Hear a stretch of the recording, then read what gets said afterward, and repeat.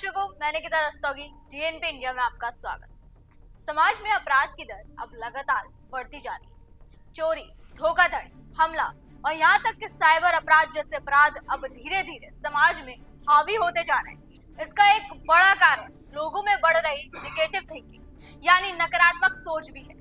आजकल लोग अक्सर मेहनत करने से ज्यादा शॉर्टकट अपनाने में ज्यादा विश्वास रखते हैं और इसी सोच के कारण अब अपराधियों की दर धीरे धीरे बढ़ती जा रही है। ऐसे में सवाल ये भी कि समाज में अपराध सबसे ज्यादा कौन करता है, किस तरह के लोगों में आपराधिक प्रवृत्ति ज्यादा देखने को मिल रही है। तो इन्हीं सवालों के जवाब मिले हैं हमें सामाजिक संस्था कॉमन कॉज और शोध संस्था centre for the study of developing societies की एक रिपोर्ट में। लेकिन इस रिपोर्ट का आधार पुलिस वालों को बनाया गया। ये रिपोर्ट पूरी तरह से भारतीय पुलिस की स्थिति पर आधारित है, जिसमें भारतीय पुलिस व्यवस्था की कार्यप्रणाली, चुनौतियों और सुधार की जरूरतों पर केंद्रित है। इसमें पुलिस के कामकाज, संसाधनों की कमी, सामाजिक धारणाओं और पुलिस कर्मियों की स्थिति जैसे मुद्दों पर गहन विश्लेषण शामिल है। रिपोर्ट को दिल्ली समेत 16 राज्यों के करीब 8,200 पुलिस वालों पर एक सर्वे के आधार पर तैयार किया गया। अब इस रिपोर्ट के मुताबिक पहले आपको ये बता देते हैं कि किस समुदाय के लोग काफी हद तक आदतन अपराधी है, मतलब किस में सबसे ज्यादा आपराधिक प्रवृत्ति पाई जाती है। पुलिस की स्थिति पर आई इस रिपोर्ट के अनुसार 22% अमीर और ताकतवर लोग आपराधिक प्रवृत्ति के पाए गए। इसके अलावा 18% मुसलमान, 14% झुग्गी बस्ती वाले लोग, 11% प्रवासी, 9% नट सपेरे बंजारे, 8% सेक्स वर्कर और 8% ट्रांसजेंडर इस आपराधिक प्रवृत्ति में पाए गए। अब क्योंकि ये सर्वे पुलिस की स्थिति पर आधार है, तो इसमें ये भी एनालिसिस किया गया है कि ऐसा क्यों है, ये आपराधिक दर लगातार क्यों बढ़ती जा रही है, किस तरह से अपराधियों पर यातना की जा रही है पुलिस द्वारा। इसको लेकर भी आंकड़े सामने आए हैं। ये पुलिस प्रताड़ना और गैर जवाबदेही नाम की एक रिपोर्ट में कहा गया है कि 2011 से 2022 के बीच 1100 लोगों की मौत पुलिस हिरासत में हुई। ये आंकड़ा राष्ट्रीय अपराध रिकॉर्ड ब्यूरो यानी एनसीआरबी का है। इन मौतों के लिए अब तक किसी को दोषी भी नहीं पाया गया। स्टडी में पाया गया कि 2/3 पुलिस वाले टॉर्चर देने को उचित समझते हैं, मतलब 30% पुलिसकर्मी टॉर्चर करने को ज्यादा हद तक सही मानते हैं, तो 32% इसमें कुछ हद तक ही इसे सही मानते हैं। वहीं महज 15% ने ही टॉर्चर देने का समर्थन किया। टॉर्चर का सबसे ज्यादा समर्थन झारखंड की पुलिस ने किया। 50% पुलिस अफसरों ने इसका समर्थन किया, तो गुजरात के 49% के पुलिस अफसरों ने इसका समर्थन किया और सबसे कम समर्थन केरल के 1% और नागालैंड के 8% के अफसरों ने किया। चिंताजनक हालात ये है कि पुलिस के सबसे आला अफसर, यहाँ तक कि आईपीएस अफसर भी यातना दिए जाने का समर्थन करते हैं और कानून की प्रक्रिया को मानते नहीं। करीब 2/3 पुलिस अफसरों ने यातना देने का किसी न किसी रूप में समर्थन किया। वहीं 30% अफसरों का ये भी मानना था कि किसी संगीन अपराध को हल करने के लिए 3rd डिग्री टॉर्चर का इस्तेमाल करना सही है।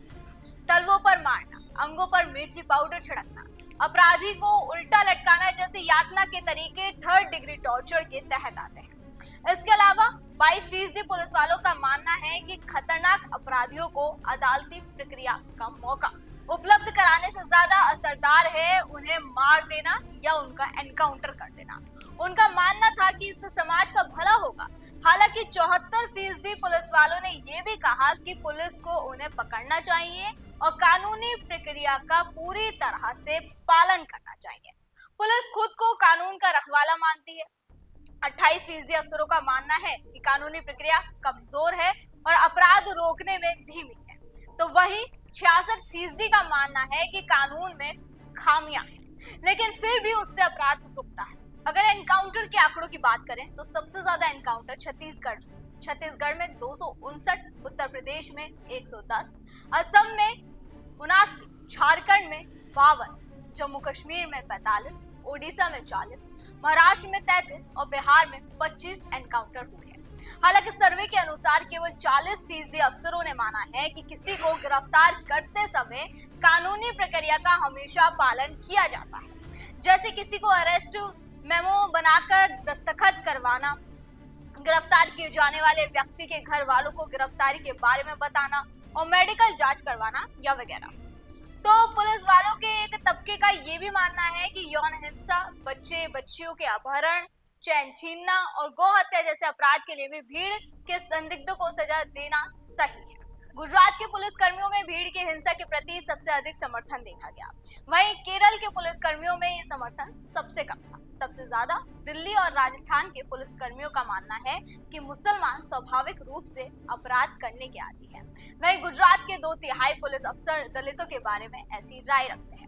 अब जब पुलिस वालों से ये पूछा गया कि किस समुदाय के लोग स्वाभाविक रूप से ज्यादा अपराध करने के आदी हैं, तो उनमें से ज्यादातर का मानना था कि अमीर और ताकतवर लोगों में अपराध की प्रवृत्ति ज्यादा है। इसके बाद मुसलमान, चूंकि बस्तियों में रहने वाले लोग, प्रवासी वगैरह आते हैं। सर्वे में पाया गया कि 19% हिंदू पुलिस कर्मियों का मानना था कि मुसलमान काफी हद तक स्वाभाविक रूप से अपराध करने के आदी हैं और 34% का मानना था कि वो कुछ हद तक अपराध करने के आदी हैं। वहीं 18% मुसलमान पुलिस कर्मियों का मानना था कि मुसलमान काफी हद तक अपराध करने के आदी हैं। वहीं 22% का मानना था कि वो सिर्फ कुछ ही हद तक अपराध करने के आदी हैं। इसके अलावा एनसीआरबी और एनएचआरसी की बात करें तो उनके पास इसके अलग अलग आंकड़े हैं। साल 2020 में एनसीआरबी के मुताबिक 76 लोगों की मौत पुलिस हिरासत में हुई। वहीं एनएचआरसी के मुताबिक 90 लोगों की हिरासत में हत्या। सबसे ज्यादा पुलिस कस्टडी में मौतें महाराष्ट्र और गुजरात में हुई हैं। एनएचआरसी के आंकड़ों के मुताबिक साल 2023 में पुलिस एनकाउंटर में सबसे ज्यादा मौतें उत्तर प्रदेश में। देखिए, अपराध बढ़ने का कोई एक कारण नहीं है। यह आर्थिक तनाव, सामाजिक बदलाव, कमजोर कानून व्यवस्था और सांस्कृतिक कारकों का मिश्रण है। समाधान के लिए बेहतर शिक्षा, रोजगार, कठोर कानून प्रवर्तन और सामाजिक जागरूकता जरूरी है। वहीं आपको क्या लगता है कि अपराध बढ़ने का सबसे बड़ा कारण क्या है? हमें कमेंट करके जरूर बताएं। फिलहाल आज की वीडियो में बस इतना ही। अगली बार फिर होगी मुलाकात। आप देखते रहे TNP इंडिया, हर खबर भरोसे के साथ।